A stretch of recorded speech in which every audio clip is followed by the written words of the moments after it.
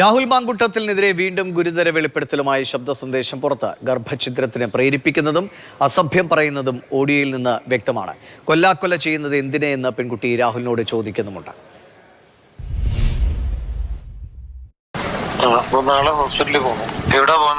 എനിക്കാകെ വയ്യാണ്ടിരിക്കാന്ന് വെച്ച് കഴിഞ്ഞാൽ എനിക്ക് വോമിറ്റിംഗ് ഉണ്ട്.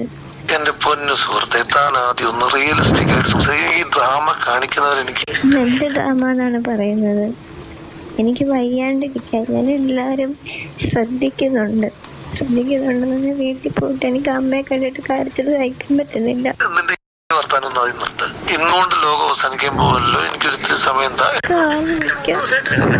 വളരെ കൂടാണ് നീ നിന്റെ കാര്യങ്ങളൊക്കെ ചെയ്തു പോകുന്നു. പിന്നെ ഞാൻ അതിനെ പറ്റി ബോധനാകുന്നു. പിന്നെ ഇന്ന് ഞാൻ ചോദിച്ചപ്പോ മാത്രം എനിക്ക് ഉറക്കെ വിളിക്കാൻ വയ്യാഞ്ഞിട്ടാണ് ഞാൻ പതുക്കെ സംസാരിക്കുന്നത്. ഈ 1-ാം മാസത്തിൽ എന്തൊക്കെ ഉണ്ടാകാൻ പറ്റുന്നതൊക്കെ നമുക്ക് എല്ലാവർക്കും അറിയുന്നതല്ലേ. ചുമ്മാ കുറെ പേരെ കണ്ടിട്ടുണ്ടാവും. എനിക്ക് എന്റെ കാര്യം മാത്രമേ എനിക്കറിയൂ. ആദ്യത്തെ മാസം അങ്ങനെയാണോ ഇങ്ങനെയാണോ എന്നൊക്കെ ചോദിച്ചു. എന്നിട്ടല്ലേ ബാക്കി കാര്യങ്ങൾ. ഇത് ആരുടെ പ്ലാനാണ്? എൻ്റെ പ്ലാനാണോ? ആർക്കാണ് കുഞ്ഞിനെ വേണം എന്ന് പറഞ്ഞുകൊണ്ടിരുന്നത്? ഞാനാണോ? പിന്നെ നിങ്ങളെന്തിനാണ് ഈ ലാസ്റ്റ് മൊമെന്റിൽ ഇങ്ങനെ മാറുന്നത്? നിങ്ങളെന്തിനാണ് എന്നെ കൊല്ല ചെയ്യുന്നത്?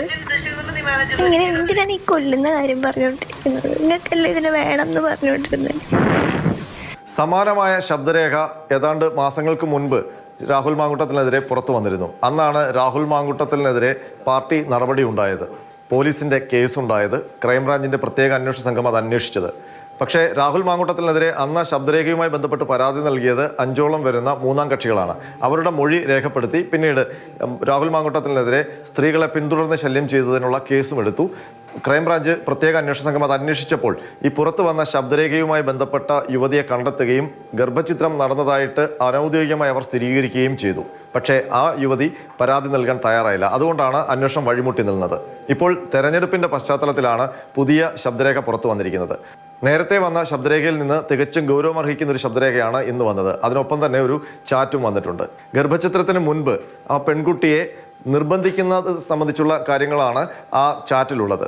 അപ്പോൾ ഒരു കുട്ടി വേണമെന്ന് അങ്ങോട്ട് പറയുകയാണ്. കുട്ടി വേണം എന്നുള്ള നിർബന്ധത്തിലാണ് പെൺകുട്ടിയെ പ്രലോഭിപ്പിച്ച് തൻ്റെ വഴിക്ക് കൊണ്ടുവരുന്നത്.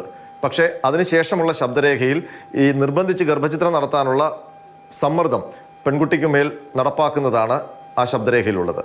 അപ്പോൾ ആ കുട്ടി ആരോഗ്യ കാരണങ്ങൾ പറയുകയും അതിൻ്റെ ബുദ്ധിമുട്ടുകൾ പറയുകയും ചെയ്യുമ്പോഴും വളരെ രൂക്ഷമായ ഭാഷയിൽ ആ ഗർഭഛിദ്രത്തിന് നിർബന്ധിക്കുന്നു, അതിനൊപ്പം തന്നെ പരിഹസിക്കുകയും ചെയ്യുന്നു. അതിൽ കുറ്റകൃത്യമുണ്ട്. നമ്മൾ അന്വേഷണ സംഘവുമായി ബന്ധപ്പെടുമ്പോൾ അവർ പറയുന്നത് ഈ ശബ്ദരേഖയിലും സുവമോട്ടോ കേസെടുക്കാൻ പറ്റില്ല, ആ ശബ്ദരേഖ പരിശോധിക്കുകയാണ്, വാദി രംഗത്ത് വരാതെ രാഹുൽ മാങ്കുട്ടത്തിൽ ബന്ധപ്പെട്ട് നടപടിയിലേക്ക് പോകാൻ കഴിയില്ല എന്നുള്ളതാണ്. രാഹുൽ മാങ്കുട്ടത്തിൽ ഇതുവരെ ഈ ശബ്ദരേഖ നിഷേധിച്ചിട്ടില്ല. ഏതായാലും പോലീസ് ഇതുമായി ബന്ധപ്പെട്ട് യുവതിയുടെ പരാതി പ്രതീക്ഷിക്കുന്നുണ്ട്. അങ്ങനെ ഒരു പരാതി വന്നാൽ രാഹുൽ മാങ്കുട്ടത്തിനെതിരെ ശക്തമായ വകുപ്പുകൾ ചുമത്തി പുതിയ കേസുണ്ടാകും. അത് രാഹുൽ മാങ്കുട്ടത്തിന് വലിയ കുരുക്കായി മാറുകയും ചെയ്യും.